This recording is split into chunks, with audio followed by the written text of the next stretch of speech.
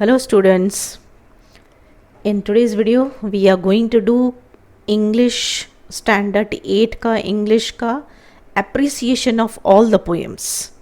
पूरे बुक में जो भी पोएम्स हैं, अभी इंग्लिश कुमार बाती स्टैंडर्ड 8 की जो पोएम्स है पूरे बुक में, first unit, second unit, third unit, fourth unit की जो भी पोएम्स है, इन सभी पोएम्स का we have covered critical appreciation of poem. Now this is new thing for you in this year. 8th standard में you will have two poetic devices.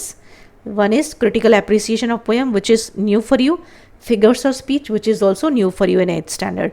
तो figures of speech के लिए मैंने अलग से वीडियो डाला है. You can visit my YouTube channel Learn with BS. वहाँ पे मैंने figures of speech part 1, part 2 डाला है. Because this is also new for you in 8th standard, so you can see those videos. And in this video I have covered critical appreciation of all the poems. So let's start one by one. First poem जो है A Time to Believe. Okay. जब भी आप appreciation लिखते हो, what exactly is critical appreciation of poem? जो poem के बारे में हमको details लिखने होते हैं, certain details we have to write. तो वो कौन से details हैं, कौन से points हैं? Following points should be covered. जैसे name of the poem, name of the poet, rhyming scheme of the poem, figure of speech used in the poem, theme और central idea of the poem, tone of the poem, your favourite line from the poem, special features कि why I like और don't like this poem. There are certain points जो आपको poem में से लिखनी होती है. Now for exam purpose I am just telling you, if you don't remember all these 10 points तो at least 5-6 points if you write. तो exam में generally critical appreciation you get it for 5 marks. 5 marks, so from these at least 5 points should be written by you. If you want to score full marks, minimum 5 points you should write. If you can write more than these points, well and good, but it is okay even if you skip 1 or 2 or if you're not able to write 1 or 2 point in the exam. So पहले तो name of the poem, A Time to Believe, name of the poet, B.J. Montbazar, rhyming scheme of the poem लिखनी है. Rhyming scheme I hope you remember, कोई भी stanza के last words देखे जाते हैं, जो वर्ड्स सेम राइम करते हैं उनको सेम अल्फ़ाबेट दिया जाता है और फिर वो लिखना होता है A B C B like this. But ये पोएम में कोई भी राइमिंग स्कीम यूज़ नहीं किया हुआ है. So such scheme is called free verse poem, is called free verse poem, no rhyming scheme is used. अभी ये पोएम में कौन सी फिगर्स ऑफ स्पीच यूज़ की हुई है? से एपिग्राम यूज़ किया हुआ है, रेपिटेशन यूज़ किया हुआ है, मेटाफर यूज़ किया हुआ है. Now I told you figures of speech I have covered in separate video. You can visit my channel and you will find figures of speech in detail explanation क्या होता है. Then central idea of the poem, like what message, what is the thing which poet wants to tell through this poem? It is to have strong belief in ourselves, have a positive and optimistic attitude towards life. Positiveness से भरी हुई है. Tone यानी poem की लिखने का तरीका क्या है. तो जैसे सीरियस है, कोई ह्यूमरस मस्ती मजाक जैसा नहीं, स्टोरी के फॉर्म का नहीं. स्टोरी का फॉर्म का होता है तो लिखते हैं नैरेटिव या ये इंस्पिरेशनल. अभी इसमें मोटिवेशन दे रहे हैं पोएट तो मोटिवेशनल, बट ये सीरियस, तो वो टोन लिखना होता है. योर फेवरेट लाइन, अभी here you can right any line which ever you feel attractive for you. आपको जो लाइन अच्छी लग रही है तो वो यहाँ पे आप कोई भी एक पोएम की लाइन लिख सकते हो. And if possible give explanation कि आपको ये लाइन क्यों अच्छी लगी.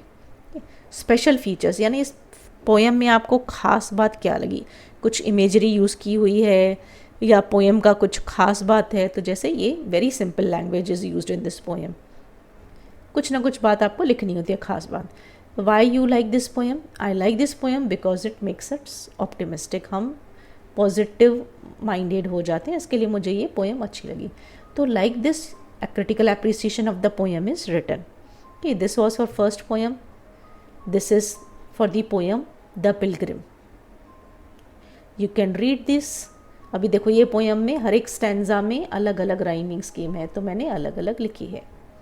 ठीक, अभी इसमें जैसे स्पेशल फीचर क्या है इस पोएम का, लैंग्वेज टोन, ये जो है अ नैरेटिव पोएम यानी स्टोरी के फॉर्म में है.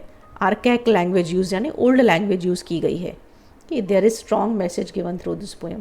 तो ऐसे इसमें स्पेशल फीचर में लिखना पड़ता है. टोन है, जैसे इसका पोएम का टोन सीरियस है, तो like this you have to cover certain points.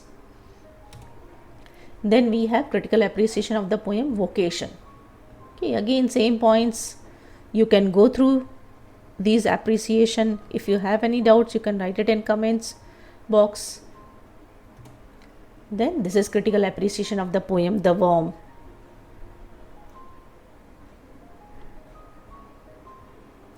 Then critical appreciation of the poem The Plate of Gold.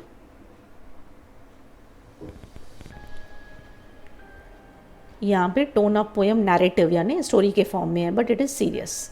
यहाँ पे भी no rhyming scheme is used, it is free verse. अभी फेवरेट लाइन में जैसे लिखा है, thrice they awarded, thrice did heaven refuse the gift, this shows how valuable the gift is. इसके लिए मुझे ये लाइन अच्छी लगी.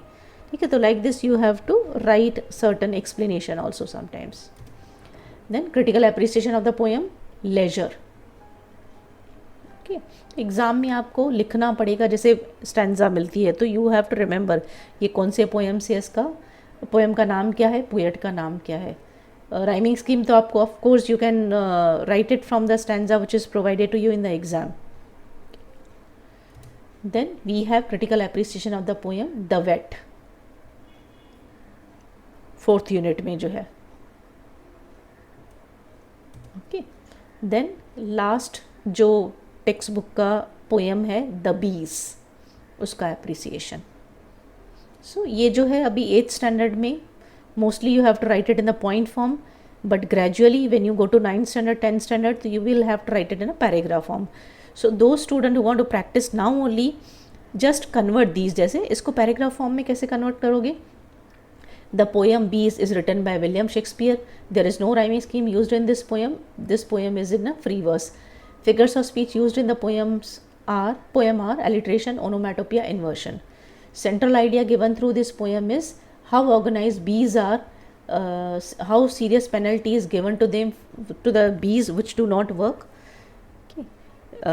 Tone of the poem is very serious, but it is reflective. My favorite line from the poem is they have a king and officers of all sorts. Like this आप इसको paragraph form में भी लिख सकते हो. If your school demands paragraph form you can write, but mostly 8th standard में they tell you to write it in point form, but 9th 10th में you will have to write it in paragraph form. So if you are in 9th or 10th standard, I have given critical appreciation of all the poems in paragraph form also. You can visit to my channel and see paragraph form critical appreciation. Okay. So I hope it is clear to you. Thank you for watching this video.